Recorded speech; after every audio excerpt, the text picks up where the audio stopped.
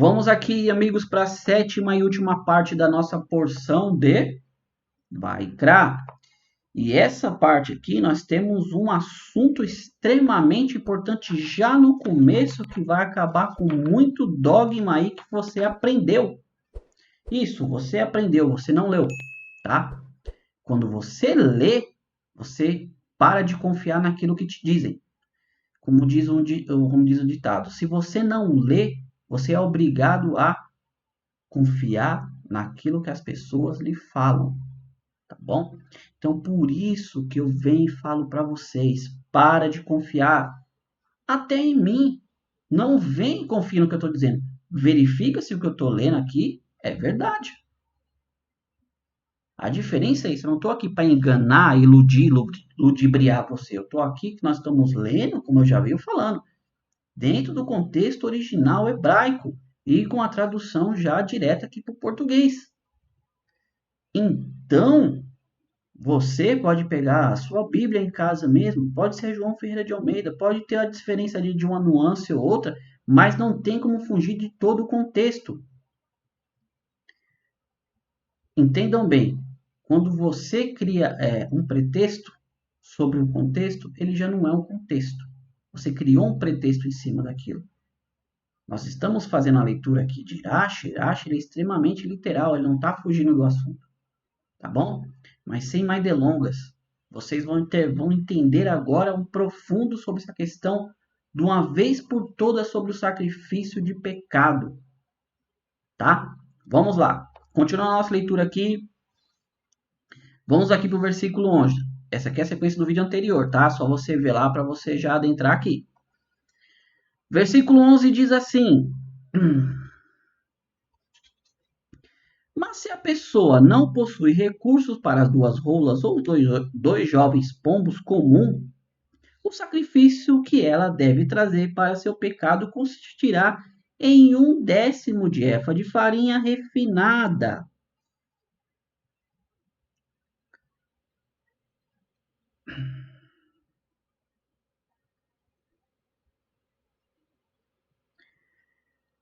Eu tô dando essa pausa porque, tipo assim, acho que o versículo ele é tão simples que nós não precisaríamos nem falar, tá? Então, vem Ló, Racheg e Adom, lestei.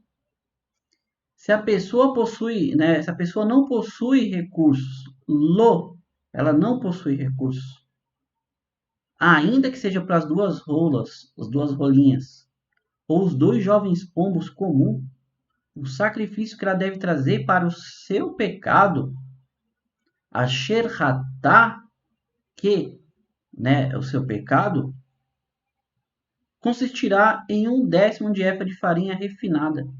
É uma oferenda de pecado.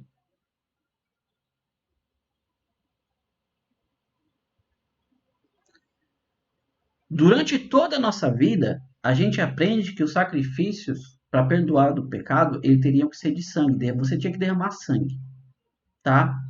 No caso dos povos antigos, matavam-se filhos, sacrificavam filhos e animais também. Dentro do judaísmo tem a questão dos animais, mas a gente já explicou isso aqui melhor, tá? Então, verdadeiramente, o que você vê aqui que a questão não é o derramamento do sangue. Como diz as pessoas, sem derramamento de sangue não há perdão. Eu fico pensando assim, muitas das vezes, o que as pessoas pensam que Deus ele é? Que Deus é um Deus sanguinário, que ele quer ver derramamento de sangue, como as religiões pregam, que você tem que derramar sangue, que você tem que ficar ali todo destroçado para poder perdoar pecado. Eu já falei desde o começo dessa paraxá de Vaikra que Deus se preocupa também com o pobre. Então, se a pessoa não tinha condição nem de comprar duas rolinhas ou dois pombos, que você acha facilmente, gente, pombo você acha assim, em qualquer lugar. Então, ele traria ali 1/10 de farinha refinada e oferecia ali para o sacerdote fazer expiação pelo seu pecado. Então, toda essa pintura cultura que se pintaram de que tem que derramar sangue para perdoar pecado é mentira. Se a pessoa ainda ela quer acreditar, mesmo a gente lendo isso daqui, é porque ela precisa acreditar naquilo, porque para ela aquilo tem um valor. Para ela, ele. Só que não é isso que Deus fala. Nós já explicamos aqui justamente essa questão do pecado, do Corban Hatat, né, da oferenda de pecado, que na verdade isso você tem que parar, analisar.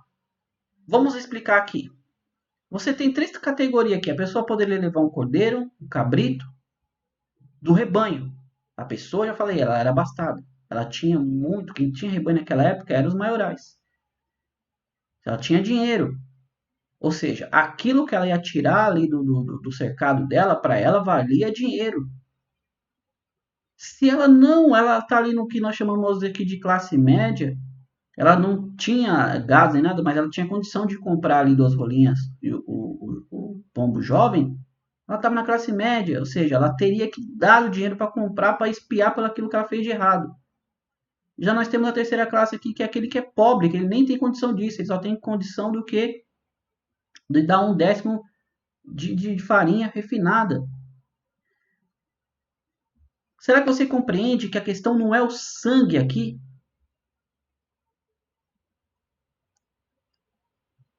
Será que você consegue entender que na verdade é o que você tem de mais precioso que você vai parar e refletir antes de fazer qualquer tipo de erro, culpa, pecado?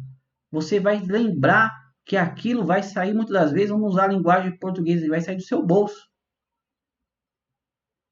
Ou se não, aquele animal que você cria ali durante 10, 15 anos, não sei quanto vive, né, um cabrito, um carneiro, teve todo cuidado, alimentou, você vai ter que usar ele, tirar a vida dele, você não vai ter nenhum benefício disso. Você não vai usar a carne, você não vai usar o couro para abater sobre uma culpa que era sua.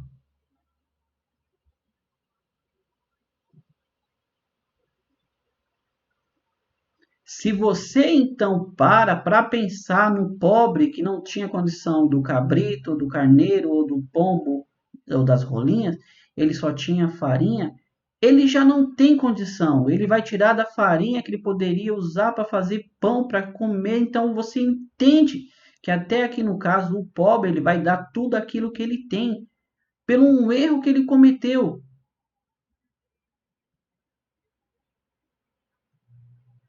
E não estamos falando aqui de morte. Não estamos falando que a pessoa ia morrer. Ela tinha que morrer por causa disso, como muitas pessoas falam. Eu não saí nem aqui do primeiro versículo, gente. Só que isso é importante falar, porque tudo isso que foi constituído sobre a história das religiões no mundo, né? Que a pessoa tinha que morrer para pagar pelo pecado, ele tinha que matar um animal para. Você esqueceu do que Abraham fez? Abraham, na questão não era o sangue de Isaac que Deus queria, era a lealdade de Abraham. Não é o sacrifício, é o ato em si. Não é o sangue, é o ato em si. É a fé, é muná, é bitahom, é a fé, a confiança em Deus. Que você pare e pensa e tira de uma vez por toda que não precisa ninguém morrer para pagar pelos seus pecados. A Torá, ela é taxativa em cima disso. Deuteronômio, acho que é Jeremias, falam disso. Ninguém precisa morrer para pagar pelo pecado de ninguém. Prova disso, nós temos aqui a questão do pobre que não tinha condição. É o ato em si. Vamos continuar, acho que já deixei bem claro isso, né? A não ser que você queira ir contra o próprio Deus, aí já é um assunto totalmente seu. Tá? Mas nós estamos lendo aqui o que está natural, o que está na Bíblia, qualquer um tem em casa. Então diz assim: não se colocará óleo nem olíbano sobre ela, pois é uma oferenda de pecado. Ou seja, você não vai embelezar ela. Você não vai colocar o óleo nem o olíbano sobre ela, porque é uma oferenda de pecado. Você não vai embelezar. Você não está fazendo lá uma oferenda de agradecimento a Deus, de chalaminho. Você não está fazendo uma oferenda voluntária para Deus. É de pecado. Ele trará para os sacerdotes, e o sacerdote pegará um punhado cheio, né? Ele queimará a lembrança sobre o altar junto com fogo para Deus. Essa é uma oferenda de pecado, como diz o próprio versículo. O sacerdote fará expiação pelo pecado que ela cometeu com umas destas 3 oferendas acima, tá? Ela será perdoada, assim como a oferenda de farinha, esta pertence ao sacerdote. Aqui tem uma controvérsia, né? Eu falo controvérsia em relação a opiniões. Uns dizem que uma parte ficava para o sacerdote, porém uns dizem, né, que no próprio Talmud também ele fala, né, sobre isso, que na verdade não era bem essa situação, que na verdade os nossos sábios explicam que as palavras que essa pertence ao sacerdote nos ensina que se o pecador era um correndo, né, era um sacerdote ali, essa oferenda de farinha será como qualquer outra oferenda voluntária de um correndo, ou seja, deve ser completamente queimada. Há controvérsias aqui, tá? Mas acho que no caso não é a questão. Vamos lá. Deus falou a Moshe dizendo: se uma pessoa peca inadvertidamente, expropriando algo que é sagrado para Deus, ela trará como sua oferenda de culpa a Deus um carneiro perfeito, com um valor prescrito de shecalim de prata, de acordo com o shekel do santuário, para uma oferenda de culpa. Aqui nós vamos lá. Já é a quinta categoria de sacrifícios, aqui por pecado, que é chamado de Ashan, que é justamente culpa, tá? Desculpa. Como diz o próprio versículo, né? Hakodesh Leacham, né? Que é, ou seja, que é uma oferenda aqui de culpa, né? Pela malversão de algo que era sagrado. Ela deve fazer plena restituição do santuário ao santuário, acrescentando 1/5 do valor e dá-lo ao sacerdote. Então, não entendemos bem. As oferendas por culpa, elas funcionavam assim. A própria palavra já diz, né? Transgressão ou culpa. Como diz o próprio versículo, fala assim, se uma pessoa ela peca sem saber, né? Inadvertidamente. Apropriando-se de algo que é sagrado para Deus. Aqui está falando de coisas realmente ao Mishkan. Então ela acarreta numa oferenda de culpa. Ela tem que trazer um carneiro perfeito, né? E um valor prescrito em shekalim, que era uma moeda, né? De prata, de acordo com o shekel do santuário. O valor na questão do santuário. Para a oferenda de culpa, ou seja, além dela ter que devolver, ela tinha que colocar sobre isso um valor em dinheiro. Tá? Por quê? Porque não fica só nisso. Ela não só tem que devolver. Ela tem que, como eu falar, tem que acrescentar em cima daquilo. E aquele valor também serviria ali para a manutenção do Mishkan, no caso também futuramente o santuário.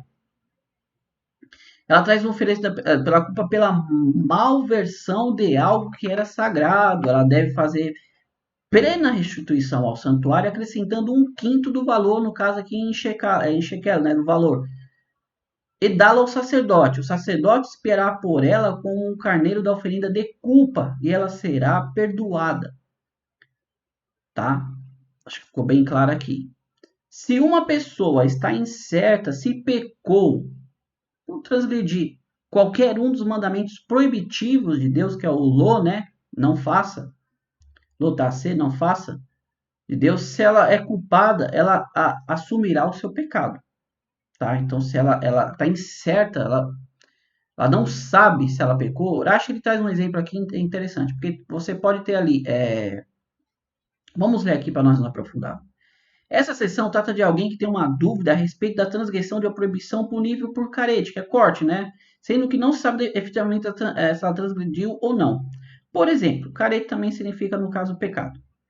Havia diante dela uma gordura animal proibida e havia dela também um relevo, uma gordura animal permitida, chumã. E ela acreditava, a proibida é relevo, tá? A permitida é chumã. E ela acrescentava que ela acreditava que ambas eram permitidas, então ela comeu uma delas.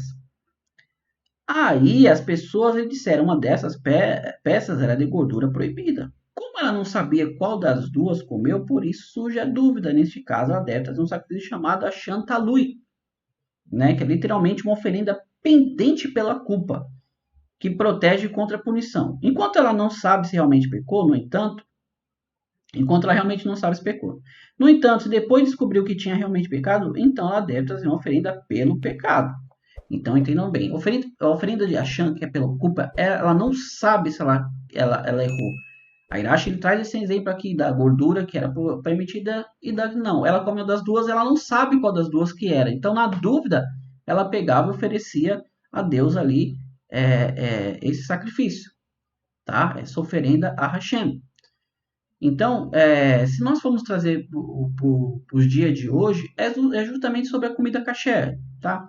Aqui já é mais dentro do contexto judaico, sabe? Se você não sabe se aquela comida ela é permitida ou não, tá? Que cai também aqui dentro da questão da gordura, tá bom? Vamos dar continuidade aqui. O sacerdote então fará a expiação por ela, o carneiro da oferenda de culpa, e ela será perdoada. Se uma pessoa está em certos pecados, tal, nós lemos aqui.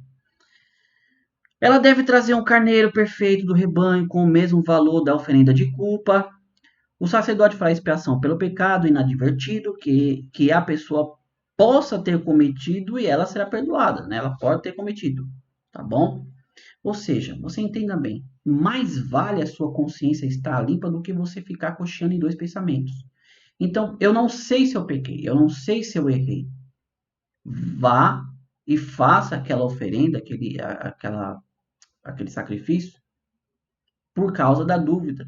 Mais uma vez, nós entramos aqui na questão justamente que para Deus o mais importante é justamente que você faça a restituição. Você pare e pense: se eu estou em culpa ou não, eu tenho que chegar e tentar resolver isso. Não fique, sabe aquela coisa na sua mente fica ali, faço ou não faço, será que eu não fiz?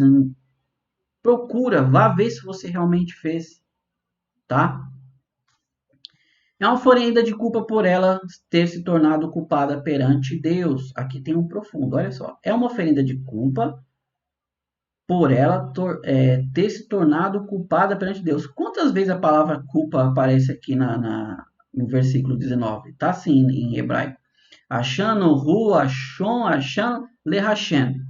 Achando hu, achan, achon, achan, lehashem. 3 vezes em hebraico também. Tá? Culpada perante Deus. Aí você fala, tá, mas como assim? Vamos lá aqui. Tem um profundo aqui na questão do hebraico, tá? Que você vai ver que o primeiro Achan, ele tá com kamatz, tá? E o segundo Achan, ele tá com o que nós chamamos aqui com patá, tá? Que isso aí vocês vão ver no decorrer. Eu tenho algo que eu tô fazendo aqui para vocês, depois eu trago no vídeo. Que é um traço assim, que tem o som de um A e tem um que ele é menorzinho, que é para ser um som do ar, ele é mais agudo, se ele é menor, tá? Então o Rashi faz um comentário aqui em cima disso, mas você tem que ter pelo menos uma noção do hebraico, pelo menos saber ler hebraico para você olhar aqui no hebraico e você ver a diferença. Por que ele está com kamatz e aqui está com patá, tá? Só para você entender que dentro do hebraico tem toda essa questão. Mas o Rabbi Akiva, ele traz aqui uma explicação fenomenal do que se torna essa culpa perante Deus. Tá? O que é uma oferenda de culpa que você tem perante Deus? Ele diz assim: o que as escrituras nos ensina quando diz ofensa contra Deus? Uma vez que cada credor e devedor, né, comprador e vendedor, realiza suas transações com testemunhas e documentação. Por isso, se alguém se nega a pagar um crédito pecuniário, está contradizendo testemunhas e documentos. Ou seja, Rabi aqui está falando aqui, se você é um credor, né, ou um devedor, essa ação, esse ato de fazer toda essa transação de negócio, você tem um documento ali que oficializa. Então, você tem essa testemunha para justamente dar crédito àquela transação que foi feita entre o credor e o, devedor, tá? Só que aqui, o que, que acontece? O que, que a Torá está falando? A Torá está falando que Ele continua: no entanto, quando alguém deixa depositado um artigo seu com seu companheiro, não há um documento. Ele não quer que ninguém saiba sobre isso, então ele não cria um documento sobre isso daí. Exceto o terceiro entre eles, que seria Deus. Portanto, quando ele nega, está negando contra o terceiro entre eles, ou seja, realizando uma ofensa contra Deus. Rabi Akiva ele era muito profundo, né, nos comentários. Então você entende aqui que se você pega algo de uma pessoa que a pessoa confiou a você, depois do nada você fala, você não deixou comigo, mas você não deixou um documento, não tem ninguém que saiba. A única testemunha que você tinha entre você era somente Deus. Então, quando você faz isso de não restituir aquilo para a pessoa, você está colocando a terceira testemunha, que era Deus, no meio disso. O quão grave isso é? Rabi Akiva ele traz. Você está jogando a culpa sobre perante Deus. Deus falou a Moshe dizendo: se uma pessoa peca e comete uma ofensa de malversão contra Deus, mentindo para seu companheiro com relação a um artigo deixado sob custódia, dinheiro ou objeto que é roubada, ou sonegar fundos, né? Que no caso aqui se refere-se à retenção do salário de um trabalhador contratado. O Urash, ele comenta aqui, tá? Nesse caso. Ou a pessoa encontra o objeto perdido e ela nega e juramente, falsamente, ela é considerada como tendo pecado. Gente, olha o quão profundo a gente chega na questão do achando, que é a questão de pecado também. Você joga a culpa sobre Deus quando você pega algo que não lhe pertence e não restitui de volta, não devolve.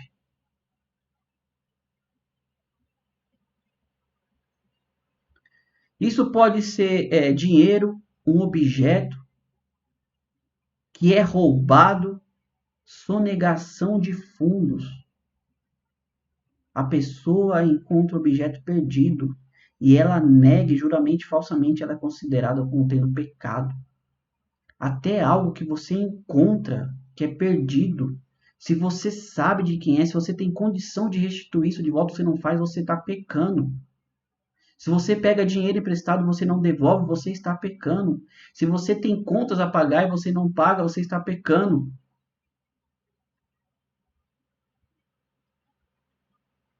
Se você pega um objeto emprestado do seu irmão, sua irmã, seja quem for, não devolve, você está pecando.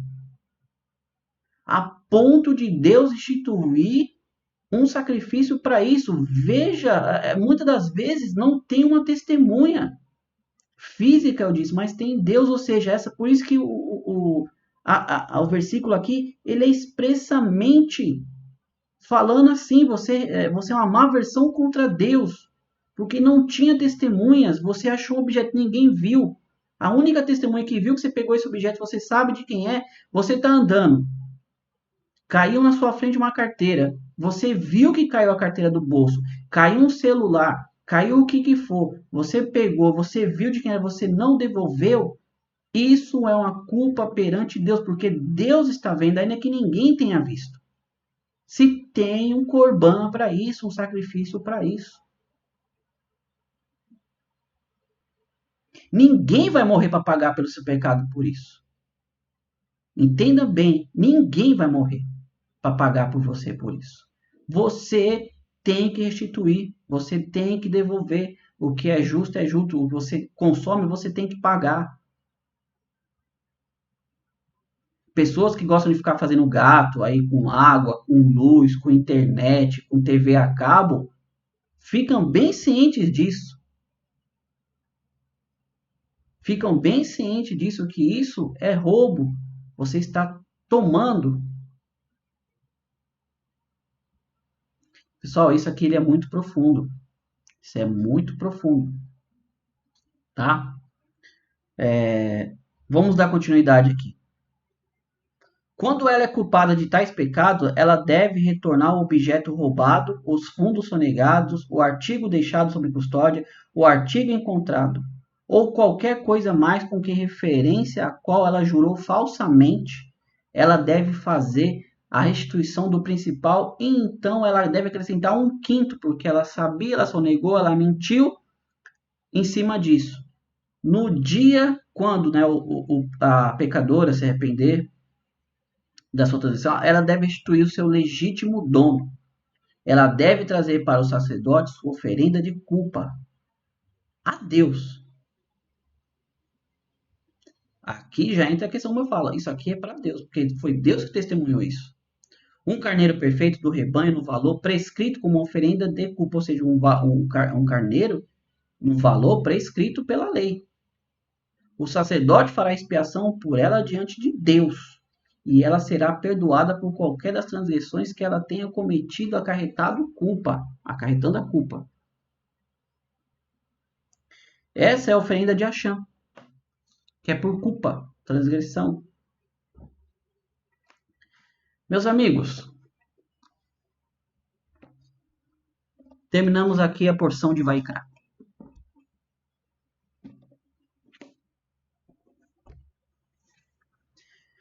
Eu poderia simplesmente terminar o vídeo aqui, agradecer, dar um Todar a bala, Ritraote, até mais. Né? Porque eu acho que ficou muito claro aqui, essas últimas duas porções de Vaikra. Primeiro nós adentramos aqui o começo, que para você perdoar pecado, é a questão do sangue, ela é irrelevante. Isso, ela é irrelevante, vai de acordo com a sua situação. Tá? Conforme você leu ali. Você tem condição, tem um cabrito, tem uma rolina, mas o pobre que não tem essa condição, ele vai dar 1/10 de farinha refinada ali. Então não precisa de sangue. Certo? E cairamos aqui na questão de culpa por sonegação de objeto, de dinheiro, pegou emprestado, não deu e várias outras coisas. Você está sonegando algo que você sabe a quem pertence o devido valor.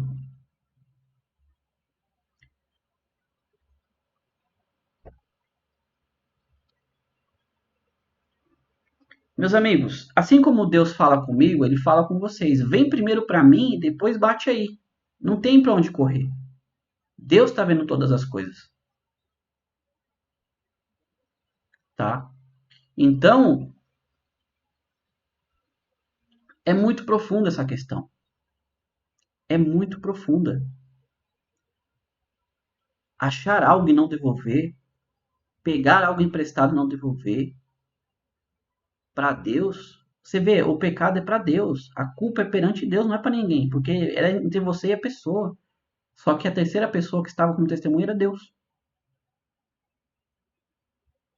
Aí você acha que você, como eu falo, todos os pecados que nós temos aqui, todas as oferendas de pecado, elas tinham que ser verbalmente faladas. Você tinha que falar pelo que você estava fazendo. Se você pudesse consertar, você tinha que consertar antes de vir oferecer para Deus. Como a gente falou nos vídeos anteriores, não adianta você vir, Deus me perdoa pelo aquilo que eu fiz com fulano, ciclano. Não, você vai consertar com ele primeiro, depois você vai vir falar comigo. E acabamos de ler aqui também. Não adianta você vai restituir a pessoa, você vai dar 1/5 em cima daquele valor, daquele objeto, daquele dinheiro que você pegou, e ainda você vai ter que pegar e oferecer um sacrifício para mim, porque eu era a testemunha que viu que você fez errado. Então não tem essa questão de alguém pagar por você por isso. Ninguém vai pagar por você por isso. A culpa é sua. Por isso a Torá está chatinha em falar que ninguém pode morrer para pagar pelo pecado de ninguém. Cada um vai pagar pelo seu próprio pecado, pelo seu próprio erro. Os pais não vão morrer pelos filhos, nem os filhos pelos pais. Não vão dizer, os filhos comeram uva verde, o que aconteceu foi dentro do pai. Não. Isso perante Deus não existe. Ninguém pode pagar pelos seus pecados a não ser você mesmo. Qual a melhor maneira de pagar por isso? É você mesmo consertando o erro que você fez e depois indo pedir perdão para Deus.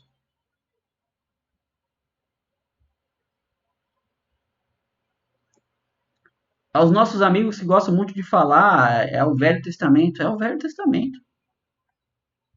É a Torá. É o que Deus instituiu. Você está chamando aquilo que Deus instituiu de velho? Existe velha aliança para Deus?